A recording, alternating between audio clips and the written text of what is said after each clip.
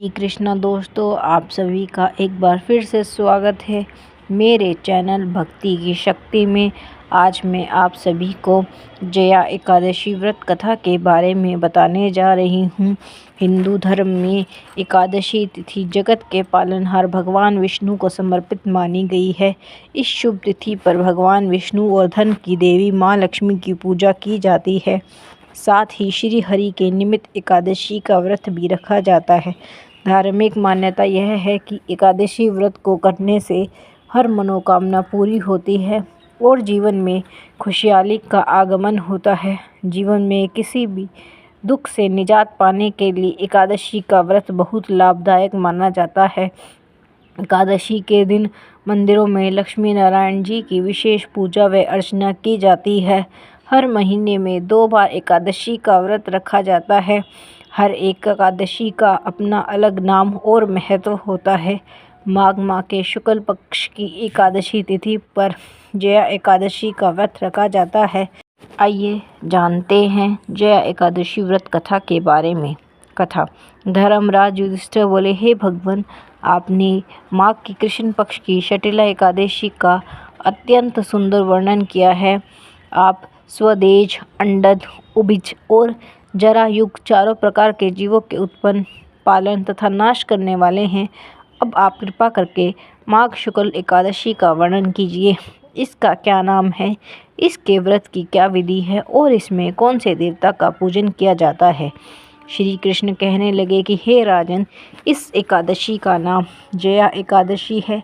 इसका व्रत करने से मनुष्य ब्रह्म हत्या आदि पापों से छूटकर मोक्ष को प्राप्त होता है तथा इसके प्रभाव से भूत, पिशाच आदि योनियों से मुक्त हो जाता है। इस व्रत को विधि पूर्वक करना चाहिए। अब मैं तुमसे पुराण में वर्णित महिमा की एक कथा सुनाता हूँ। देवराज इंद्र स्वर्ग में राज करते थे और अन्य सब देवगण सुखपूर्वक स्वर्ग में रहते थे।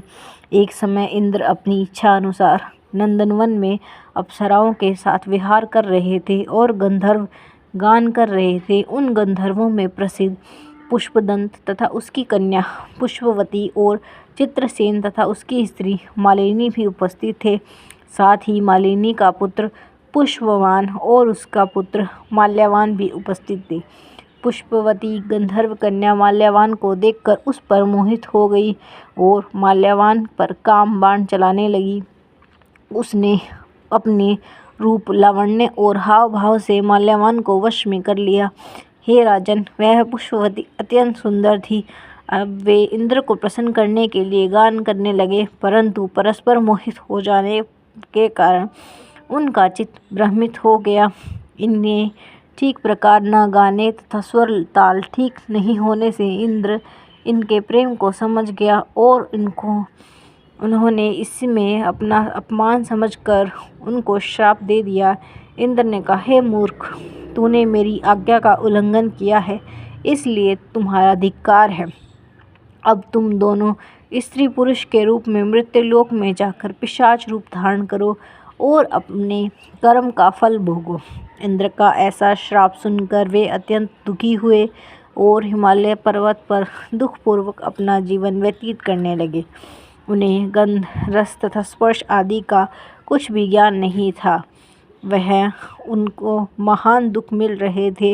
उन्हें एक क्षण के लिए भी निद्रा नहीं आती थी। उस जगह अत्यंत शीत था, इससे उनके रोंगटे खड़े रहते थे और शीत के मारे भी दांत बजते रहते थे।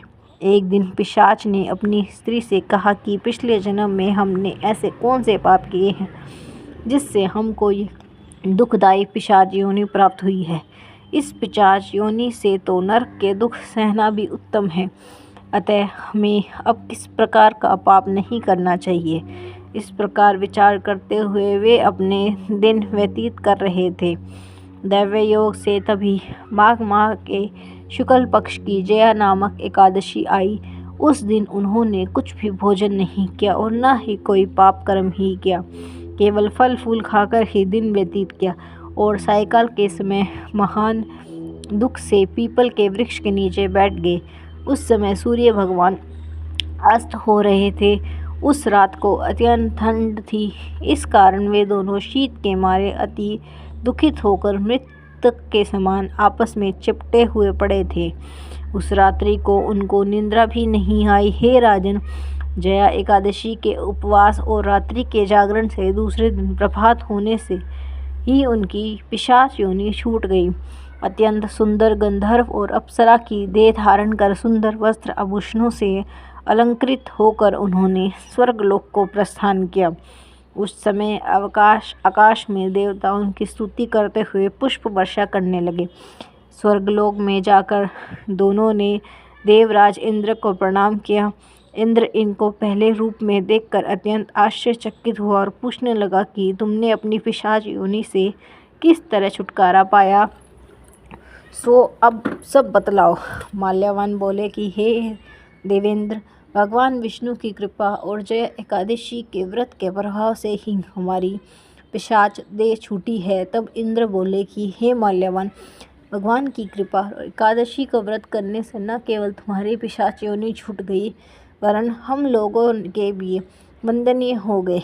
किंतु विष्णु और शिव के भक्त हम लोगों के वंदनीय हैं, अतः आप धन्य हैं।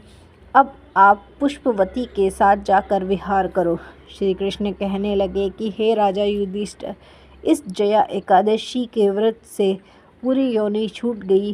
जिससे मनुष्य ने इस एकादशी का व्रत किया, उससे मानो सब यज्ञ, पाप, जप, दान आदि कर लिए।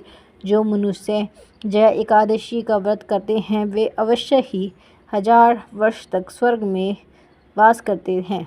यह थी जया एकादशी व्रत की कथा।